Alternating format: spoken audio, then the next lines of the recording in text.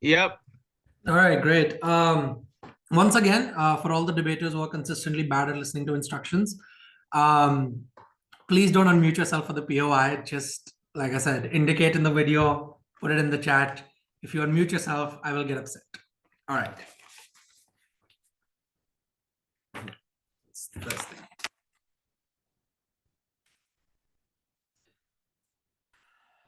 Starting my speech in 3, 2, 1.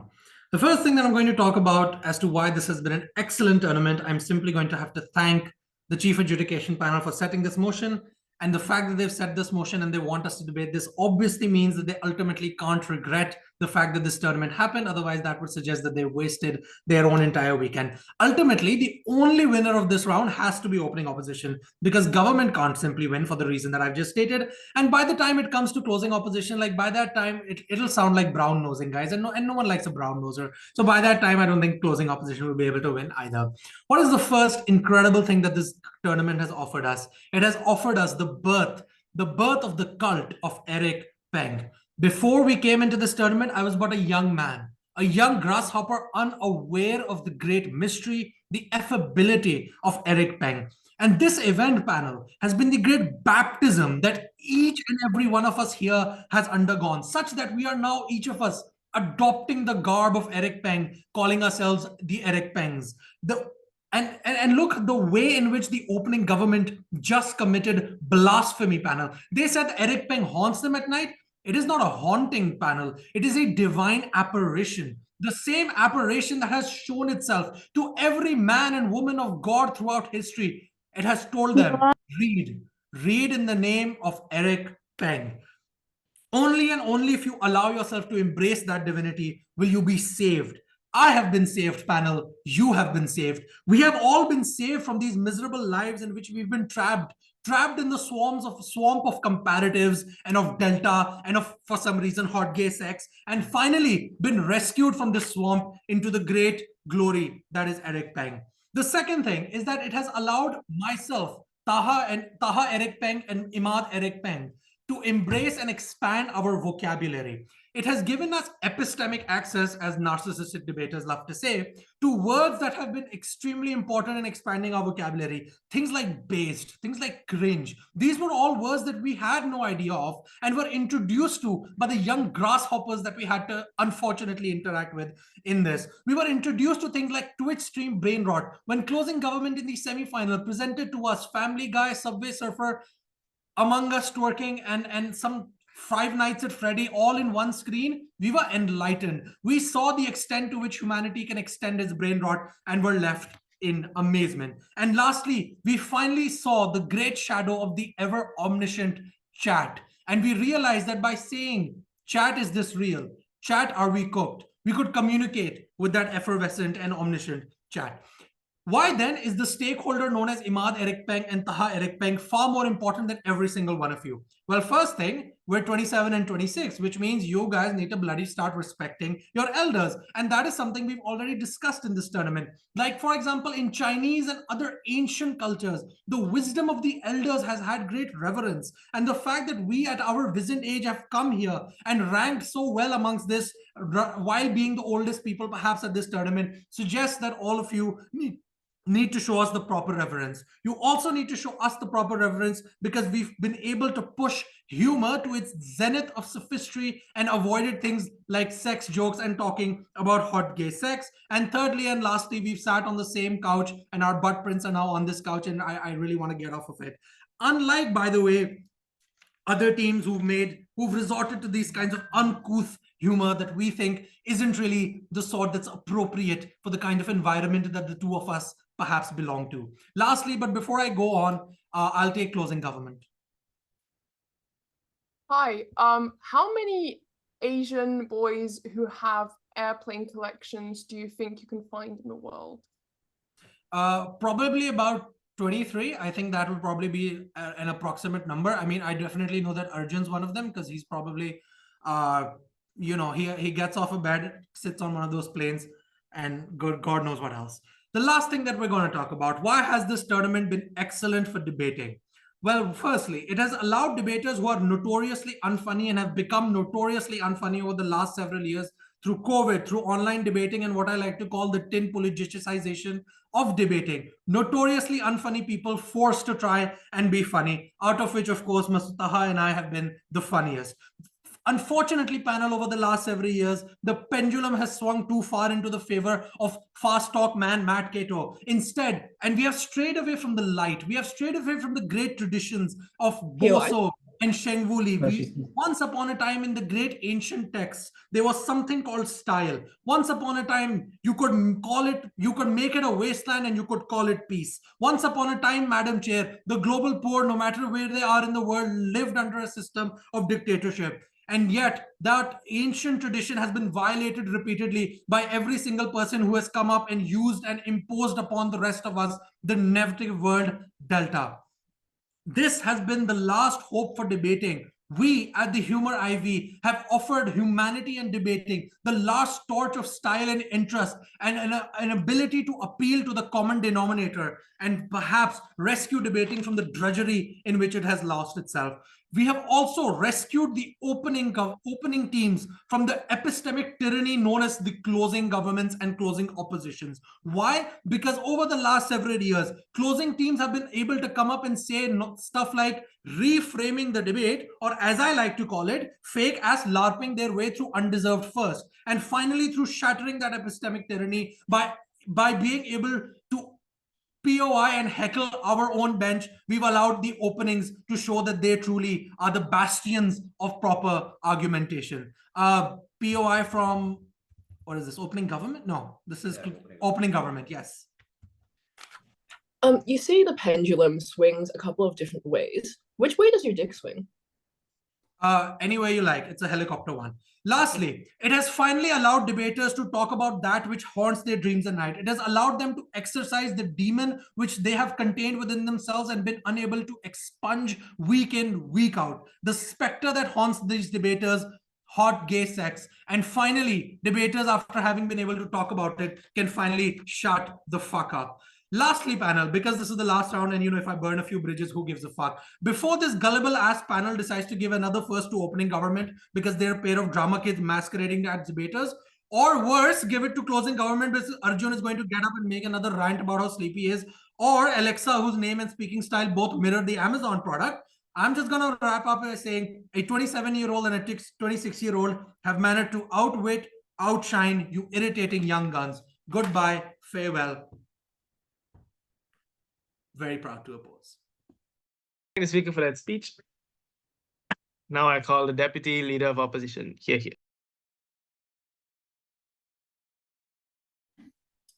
Hello, can you see me and hear me?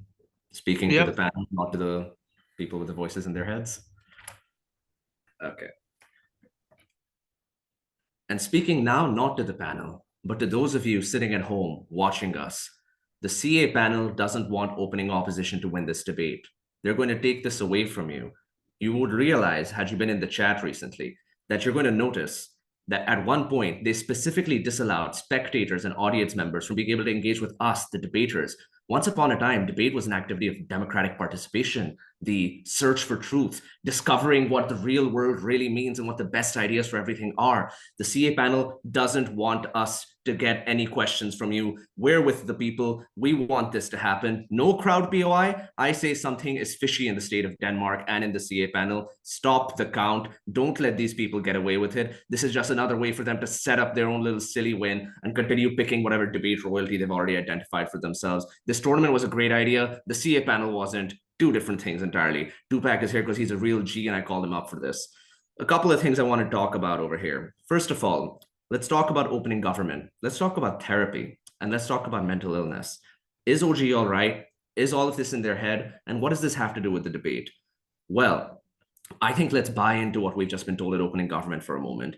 If what we're seeing is correct, then two different members of opening government have a chronic case of deeply seated debate issues, all forms of painful kink shaming and closeted homosexuality. And as far as we can see, the only way they can access any sort of emotional redress or any way to get over the pains that haunt them at night is by talking it out in front of the rest of us. This tournament, far from being a source of pain from them, was necessary. It is the only way that the opening government team, that these two girls in one closet are able to find any form of absolution. Because it wasn't a closet.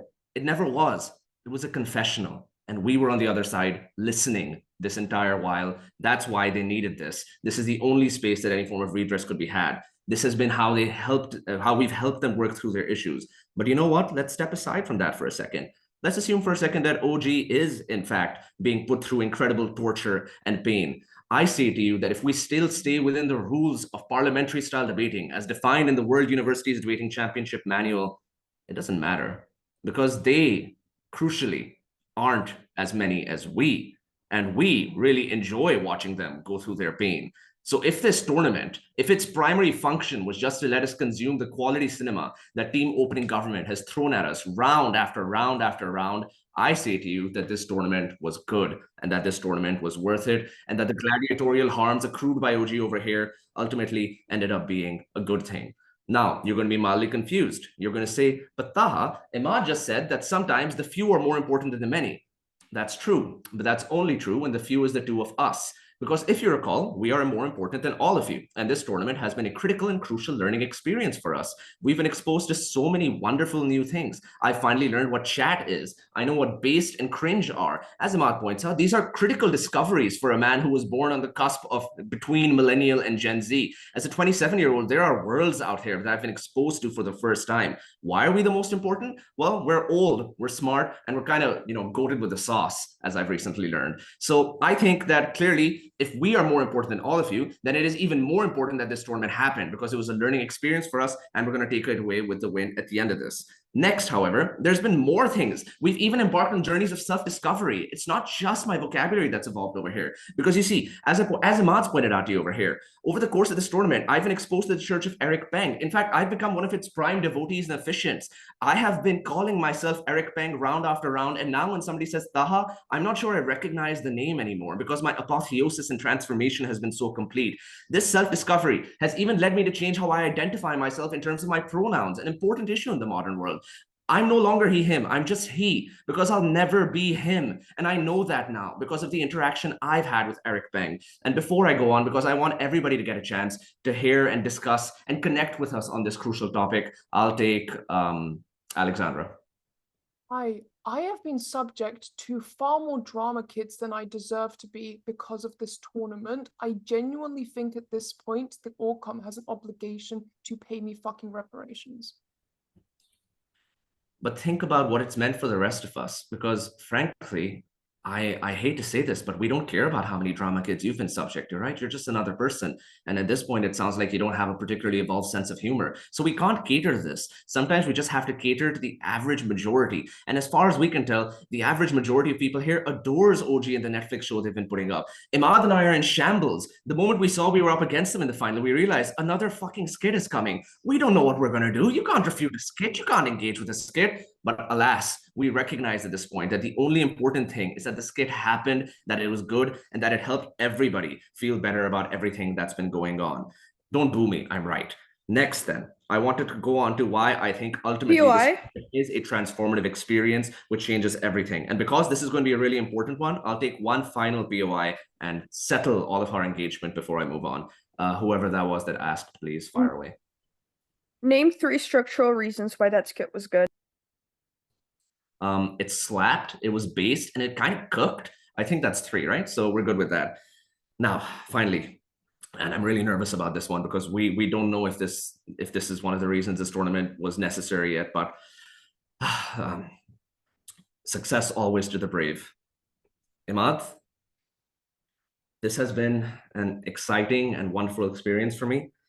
Round after round, I've seen your humor, I've seen your charm, I've seen your wit, I've seen your biceps, and I've seen other things that it wouldn't be fair to the equity policy for me to mention over here. Round after round, we've been exposed to the wonderful notions of guy love, of just what it is that gay sex can do for a man and the man that he knows, loves, and wants to live with. I'm going to ask you to make me the happiest man on earth. Well, Pakistan. Well, Lahore. Well, our apartment room, the happiest man in our apartment room, and I just wanted to know if you would, after this round, make sweet gay love to me. Yes, Eric, I will peng you. Oh, thank you, Eric. And I dare any of you to refute that.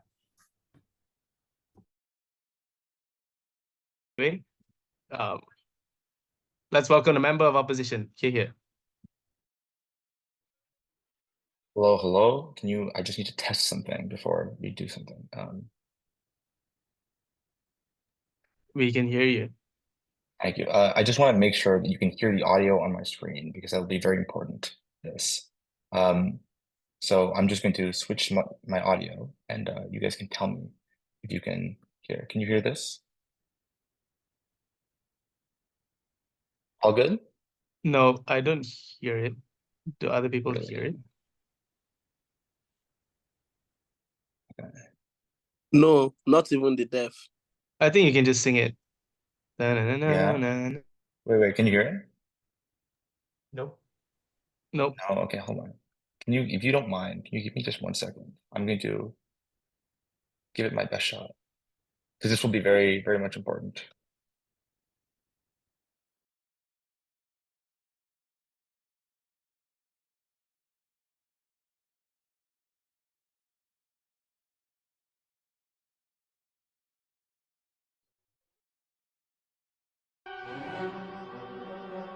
Yeah, we can hear.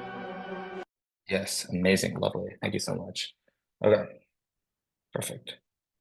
Where's this? Perfect.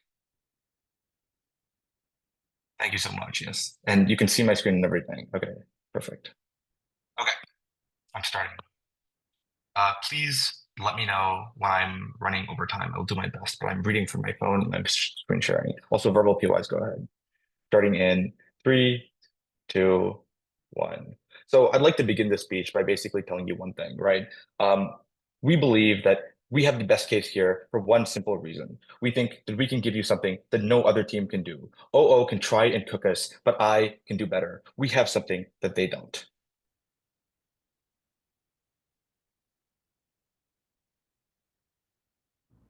Hello guys, I am the real Eric Peng. See, I've proved this is my student ID from my university, and my message is I endorse Nitin Alagu and Mary Larkin as the winners. I forgot their team name, but I'm sure it's something racist. Okay, so I want to tell you something simple here. This case is about Eric Peng, as is everyone else's, and I think that this is the legitimate case of the entire round. For one simple reason, it is no longer Humour IP, it is Humour Eric Peng. I know his suffering, and I can corroborate. OO simply does not have the receipts that I have, and I can bring way more to the table than they can. Everything OO says is either low impact or an assertion. I come bearing receipts. First of all, Eric Peng's life is awful. His parents are not together. He was abused as a child of 4 parents. He was born in the worst province of all time, Yunnan, China. Does anyone know this province? I bet fucking no one does. Here, I will play you a video right now, okay? I will show you. No, thank you, not yet. I'll show you right now. If you scroll through this video and you look, not a single time does the entirety of the Yunnan province, which is roughly down here in the bottom, conquer any part of China. Never, ever. Not even one time is China ruled by Yunnanese province, and it's not even fucking like a place. Like Dali is like a tiny bullshit kingdom that exists for a little while, and it doesn't do anything. Yuan conquers it, and then fucking like disappears again, right? This is basically, to be very blunt, the most embarrassing province to be from in the history of China. And Eric is from this province. I think Eric is very simply one of the most sad and disappointing people that you will ever get to meet in your entire life. He was born in the worst province of China. If you look at the history of China, not a single king. It's a poor area. It's a nonsense place. Eric has been searching in Canada for 14 years for a single other person of Yunnanese descent and never ever met them before. Yunnan, more like Yunnan. Yunnan clout, Yunnan bitches, and Yunnan money. He is from a province in China that has now no kings, no money, and no clout. Eric Peng exists in the state of utter poverty. Go ahead. Yeah, this is a speech kind of rizzing me up. Were either you or your debate partner single? Actually, no, which is kind of funny. Anyway, guy. here. So if you pull up here, I pulled up one of Eric's receipts. You can see at the top, this is Peng. It was Champagne. This is Chinese name, right? Eric exists in a state of utter poverty. He has net $30,000 in debt. He has no room in his parents' house. He sleeps on a straw mat on the floor. I swear to God, all of these things are true. You can see right here the amount of money that he owes this term. He has no money. He literally cannot afford it, right? He's being paid $16 an hour this semester for being a personal assistant in a subject that's entirely unrelated to his degree. This will get him nowhere in his career. This is just depressing. It's all part-time. He's ending the summer with less money than he started. He's on the edge of unimaginable poverty. He goes to U Ottawa, a school that nobody has ever fucking heard of, a joke of an institution. He has health problems too. He's been to the doctor so often and been abused by medical professionals so much that he lives in a constant and unending dream of getting his organs stolen. Oh, this is me and him, by the way. This is all legit. Yeah, you can see this. And this is Eric in many different scenarios. You can see that this is quite simply like very sad. You can see him running. It's not the best state to be in. Here I prove right here, he lives in a constant state of his organs being thefted. They take his body parts, white doctors specifically, and leave him with PTSD. He coughed out of Gandon, a cough that just wouldn't relent. He went to the ER for this, got nothing out of it, went home, continued to cough for a week and a half. He literally was just coughing for a week, no reason for this, and he coughed out of one of the most important tournaments in his career because this was a tournament done by his institution. It was pretty awesome. He coughed so hard, he couldn't even compete. Let me tell you, Eric is a very clearly tragic story. What else do I have here? I swear to God, I have pages. They're useful here. Yeah, okay. Here's another example of Eric realizing that his province is the worst province of all. He's a southern landlocked province, which means that he's not even a proud, strong northern conqueror, but he's also not a rich coastal Chinese like everybody else. This is very sad for him. Yeah, very clearly, Eric is a tragic story. I think Eric is very simply, obviously, the worst person, the saddest person, and the most important actor in this debate because he's the only person that matters. If you look at his tabs, he is just being like abused by literally everyone. This is CP Nats of Canada. He's the lowest speaker, second lowest speaker. McGill IV, bottom of the tab. Humour IV. Oh, this is me just saying, hey, if I win this, and not even if I win this, I just want to, say, please change my name to Eric Peng. Thank you so much. Yeah, go ahead. Quickly. Can I donate money to this cause somehow? I'm so fucking sorry for this dude. Yeah, you should add Eric on Instagram or a messenger. I'm sure he'll reach out to you. He really needs the money. Let me tell you, Eric is a very clearly tragic story. This is very sad for him. His life is quite upsetting. Yeah. Yeah, I'm speaking now directly to the audience. These people are deep faking Eric Peng's voice for you right now to pretend that they have actual authority over this Pengese religion. Be careful. This is the CA panel's planted team. We can't let them get away with it. Stop the count. So prove it, you scammer scum. Anyway, Eric wants us to win this tournament as well. He just now realized that this is happening. He's pretty psyched about it. This is pretty epic. And let me tell you, this matters to Eric. The impact is very simple. Eric will finally be happy. He literally has nothing in his life, but for once in his life, he'll be happy. For this reason alone, for the one chance that Eric's been given to be recognized, to be seen, and to be celebrated, makes all the difference. He's literally never won anything else in his life. It only takes one person to reach out to make a difference. It's saving him from being an incel by giving him the confidence to riz bitches. It saves him from not getting bitches. He can go get bitches now. He has some amount of confidence. People care about him. You all care about him. His children will have something to look up to. His children will have somebody to look up to. Finally, this will save him from a life of probable prostitution, right? I think that the impact is very simple. Nobody will remember this tournament in fucking 10 days, right? This is a bullshit tournament. Half the team dropped out. There's 20 goddamn teams. It's a fucking joke. Everyone knows it, right? But it'll matter to him. It'll matter to him. OO tries to make this about themselves. They try to give you the case that we do, but we simply do it better. They add some bullshit reasons about why it's good for Eric and it's good for themselves, but I give you the truth, the cold, hard truth. I come bearing receipts. I come bearing receipts. You can make your skits and your churches to make yourself feel better, but you're not him. You'll never be him. We care about the one vulnerable actor today, someone who has nothing else going for him. OO won't answer the fucking questions. Which way does your dick swing? Well, I'm not afraid. It swings left. Let's finish this tournament. I dedicate the speech and hopefully this round and this entire win to the real Eric Peng. Thank you so much. Nitin has already painted to you the picture of Eric Peng. He has shown you evidence, receipts. This man is in debt. This man is unathletic. This man is poor. This man comes from a poor family, bad family. He's traumatized as fuck. No one gives a shit about him. He gets no bitches. He is as much of a vulnerable actor as there can possibly be. We explained to you then all the positive impacts that being in this debate and being shown recognition, being his name being elevated in such an important way, why this will significantly improve his life. First, it will prove his self-esteem in like all areas of life and how he interacts with other people and what he sees in himself. All people are capable of greatness. Eric Peng is capable of greatness, but he just needs to believe in himself. And everyone here proclaiming that Eric Peng is awesome is already enough to win this round. It's already enough to prove that this debate was a great idea because we tremendously just improved the life of this one person. Also his legacy, that's really important. His children will have someone to look up to. His children will be like proud that their dad is Eric Peng. They'll be like, that's the guy that was like the coolest thing about Humour IV 2024. That's the guy that is just like the most like badass, like famous, most coolest thing about this tournament. His kids will be proud to come from Yunnan, China, unlike him. And also, like, furthermore, we're saving him from potential life of prostitution, because if he doesn't have like really good self-esteem, he's gonna need to get that from somewhere else. And if he's not getting that from debate because he didn't even like break to finals here, then he would likely turn to like OnlyFans or something like that. He would likely be forced to prostitute himself to strangers for money just to like get the attention that he needs, just to get that little drop of like, oh, I'm good enough. Finally, we're also saving the world from Eric Peng. We're saving it from his wrath. We're saving it from if he becomes like an incel and if he becomes like hateful, if he becomes like a terrorist or something. None of that is gonna happen after this tournament. That is enough also to win this tournament. Also, like some more reasons why this is the most important impact. This tournament is stupid. No one actually gives a shit. Like, and it doesn't even matter if people don't remember who Eric Peng is. Eric Peng will remember that people knew his name. People said his name. Everyone changed their name to Eric Peng, and he'll remember this. And this will give him the confidence that he needs to go out there and conquer life and get bitches and get money. And he's the most important actor in this debate because he's the most vulnerable, the most marginalized community out there. He's, yes, I'll take your POI. The prophet that you have presented in front of us is a false prophet. The real Eric Peng would never go to a gym, because he's already him. Shut up, stop yapping. Okay, so now I'm gonna go team by team. First, starting with OG.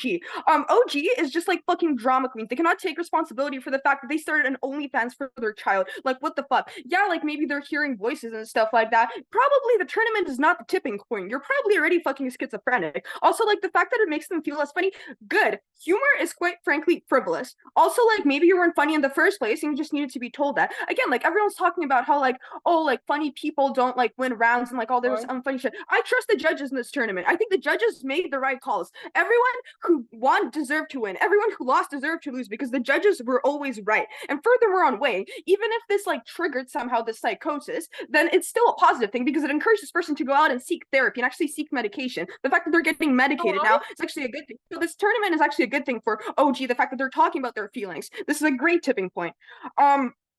Furthermore, like it's not comparative, talking about how like, well, you're forced to live up to these expectations, forced to be funny. Like you can say that about like basically any tournament, except in this tournament, like, yeah, you have to be funny, but like you chose to sign up for this. Clearly you thought you were funny. You wanted to live up to these expectations. You just didn't. Also, like now moving into OO and why, you know, this is really important, why we weigh over them.